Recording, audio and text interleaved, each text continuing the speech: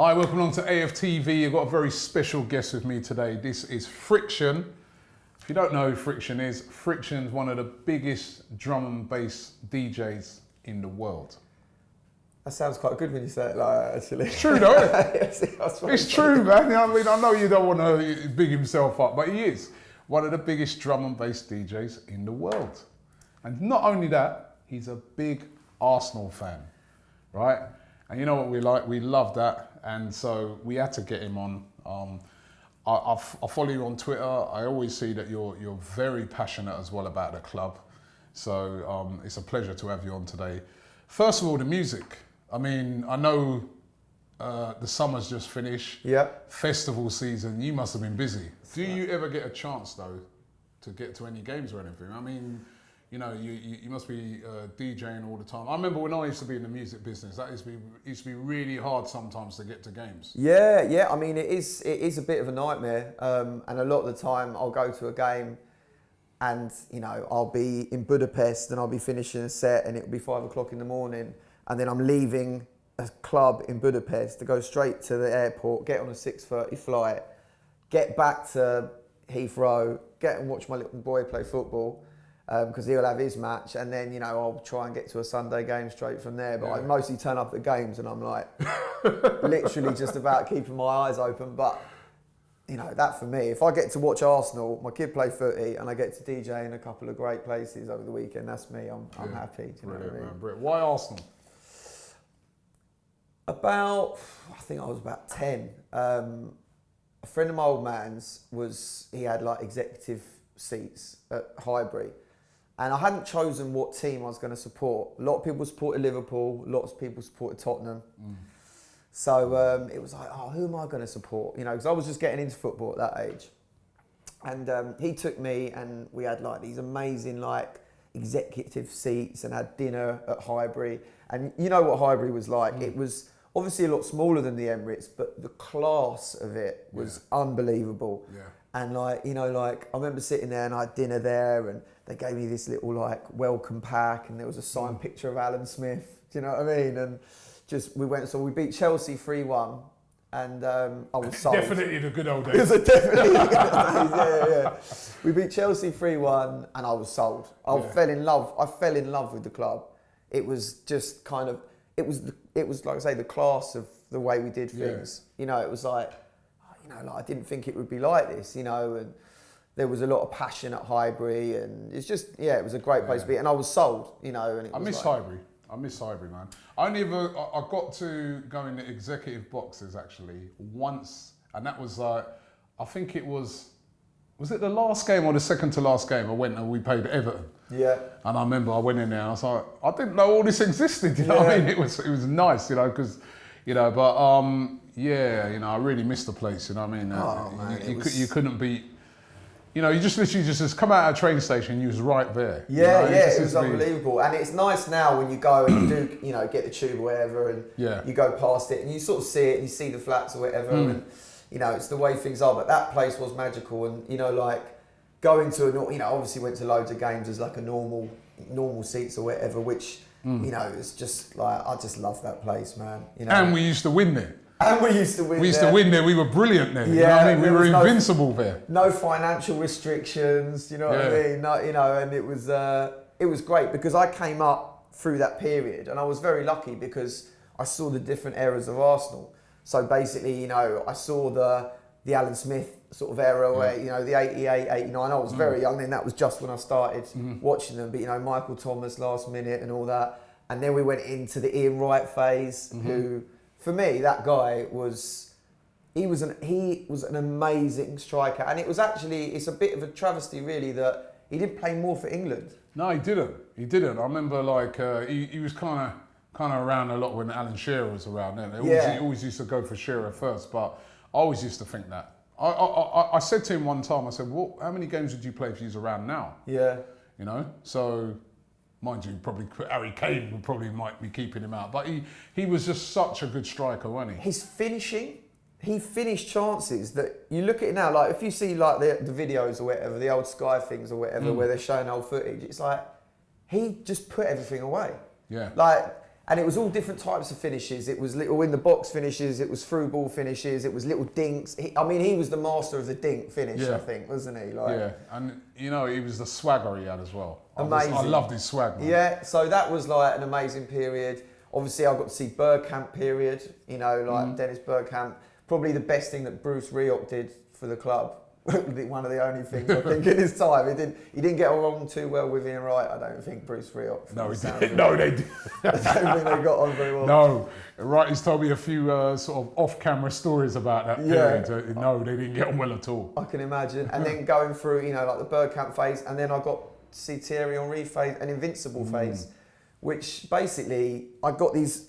It's just those periods of my life. They're just the best. What about the recent phase? well, I mean, where do we start? How long have we got, mate? How long have we got, Robbie? What have you made of the recent? Because listen, that Invincible phase, of course, Arsene Wenger, absolutely fantastic. And then even after that, got to a Champions League final. We were doing great things, and then we moved to the new stadium. And yes, we've still gone on to win, a few FA Cups and things like that, but it has been a bit of a decline, hasn't it?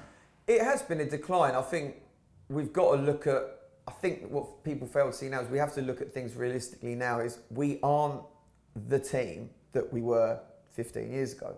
And I think that's an important thing and people have to be realistic. The potential's still there for that to happen again, but it's been a really, really tough time. And I think the whole thing with Arsene, he got a pass for so long because he had an unbeatable team. And if you have an unbeatable team, you're always going to have that sort of extra pass. Do you know what I mean?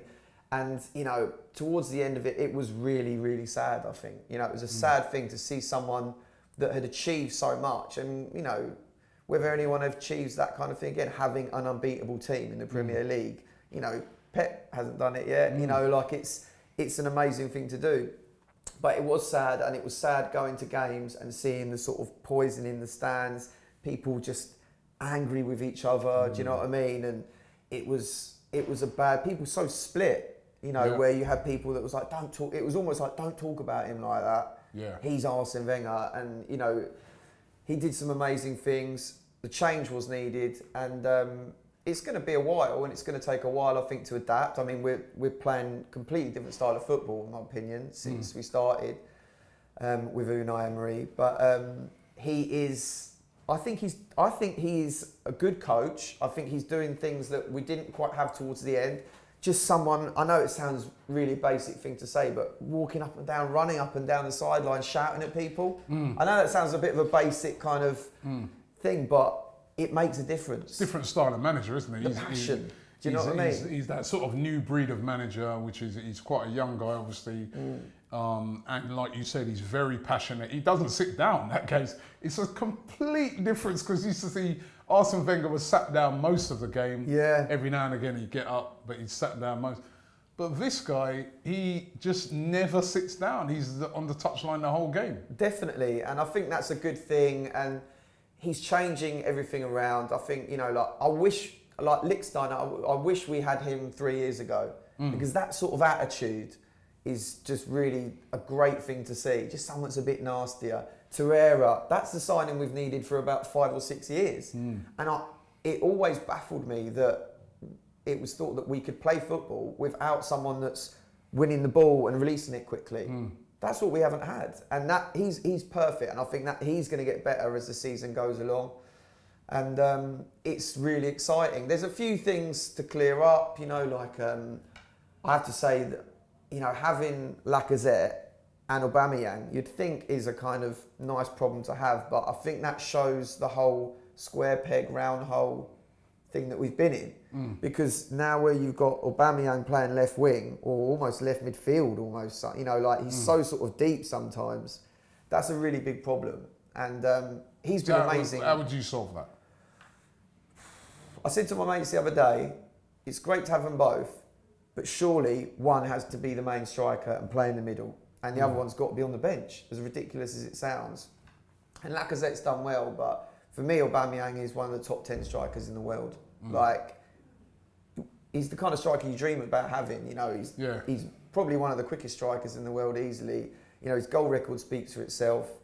I think what was brilliant was when we got rid of Alexis Sanchez, who I couldn't stand by the end of it. He really did not help matters. Do you know Talk what of I mean? him, I read something yesterday with someone saying he could come back. Please no. Would you have him back? You wouldn't have him back? I would not have him back. No. I think it's just. I think there's no way we come back on those wages anyway. No, he's not. We'd have to sell about 20 players. I think he's on about 16 million a goal. He's costing so far for Man U, isn't it? But there was a rumour that but you just didn't like him towards the end. I think he was a great player, but he sort of became more and more sort of separated from the team, and it just felt like it was all about him. Aubameyang came, and it's almost like he's linked together the players, and there's a better vibe now, and they all seem more of a team. They haven't got the football quite right, and like I say, you've got the Aubameyang and Lacazette thing isn't right. You know, what about playing them in a 4-4-2? I don't know if they. I mean, they obviously get on well. Do you know what I mean? They're obviously mates and everything, and that's good. But I just don't think you can have. And I know he started off his career as a left winger, but I just don't think you can have one of the top 10 strikers in the world playing as left wing, left midfield. You know, like that deep for your team. He needs to be in there, like finishing chances. Yeah. So that's a problem I think that needs to be solved. Defence still a little bit worrying as well. As always. Mustafi falling over everywhere, do you know what I mean? But, you know, it's we'll see what happens. I'm looking forward to I'm hoping that we get a couple of years out of Koscielny. I don't know if we will. But it'd be great to see him come back and play like he used to, you know, after his injury. Whether that's going to happen or not remains to be seen. But what would be a good season for you this year? This season, I would love us to get back in the Champions League. I miss the Champions League. Yeah, me too. I miss the Champions League. It's like, you know, when you sit on a Wednesday night now, on a Tuesday night, and, you know, I'll get in from the studio or whatever, and I'll sit down and like, man, you know, the music, you know, when the Champions music comes on and everything, and it's like, I remember the... We took it for granted for years, didn't we? Yeah, I mean, I think we took it for granted. We did take it for granted. I think we definitely took it for granted, and, you know, like, I would love it if we could get in the Champions League. Look, Man City and Liverpool are, I think, a level above. Yeah. They are unreal at the moment, and I think we keep going. You know, we can sort of get close to that sort of fourth spot, but we'd have to play really well to get that. And you know, if we win a cup or something, that would be brilliant. But I think that's realistic. It's funny because Arsenal's still kind of under the radar. You know, even I was agree, driving in this morning. I chatted to my Man United mate. All he did was moan about United, and it was brilliant. I thought I was listening when he was going on. I thought I was listening to an Arsenal fan last year going on about Wenger, the way he was going on about Mourinho. But what is this season? He's still not. When I said to him, I said, you know what? I don't think you guys might not get top four. You know, because Arsenal. He goes, Arsenal. He was completely dismissive, and it's like. It's almost like Arsenal at the moment are just going completely under the radar, completely. I think so, and I think it is promising. It's been a really weird way to start the season because started with 2 games. You couldn't ask for many more harder games than that. You know, City first, and they were obviously just miles apart. And you had Cech trying to play out from the back, and it just was not working at all. And that must be really hard. You know, he's 36 years of age or whatever. He's been one of the best goalkeepers for years, you know, in the world, definitely the Premier League. And like to be like, right, we need you to start playing out from the back. And I think people underestimated how hard that was going to be. And, you know, it'd be interesting to see now because obviously Leno is going to play because Cech's injured. So we'll see, you know, but Cech, I mean, he's made some great saves this season. He's been excellent. Excellent. And people are like, oh, look, he can't play out. It's like, yeah, but that was always going to be a problem. But I think, like you say, we're under the radar. We're doing our thing. We've had 2 really hard games. Yes, we've had 7 matches that aren't the hardest. Watford at home was a decent test. That was a tough game. They're a good team. So, you know, we're doing all right, like you say. And I'm quite happy us to come under the radar and just sort of like slowly just build back up. Listen, it's been great to talk Arsenal with you. Tell us again about the album, where people can get it, and Tell us about the tours as well, where people can find you. Yeah, the album's called Connections. It's a drum and bass album, and yeah, I've been working on it for the last 4 years of my life. So Wow. it's been How many tracks did you discard? About probably, wow, it's probably about 20 or 30 to be honest. Yeah. People that I kind of understand that, but I don't think people realise that. They just see the album, they think, yeah, you just worked on 12 tracks or 10 tracks or whatever it is, or 8 tracks or whatever it is, right? They don't realise sometimes that you've discarded like, and it's really hard to discard as well because you think, should I, you know? Yeah, you kind of don't want to let things go, but you have to let things go. So no, it's you know, it's been a great experience and something I'm really wanting to do and get there. So glad it's out there. Tour dates are in the middle at the moment and going really well. A lot of dates selling out and doing their thing, and it's just it's working really good. And we'll put a link in the description so people can get details of those tour dates and the album as well. Yeah, definitely, and it's all going well, and hopefully see you back soon on the. Yeah, I have to come along. I'll get along to one of your shows, man. Yeah, we'll get you on the mic, mate. No. I've seen the video. There's a certain video where you're on fire, mate. Do you know what I mean? I've seen it. Do you know what I mean? So this is an absolute pleasure, man. Nice Thank you very much. Thank you, mate.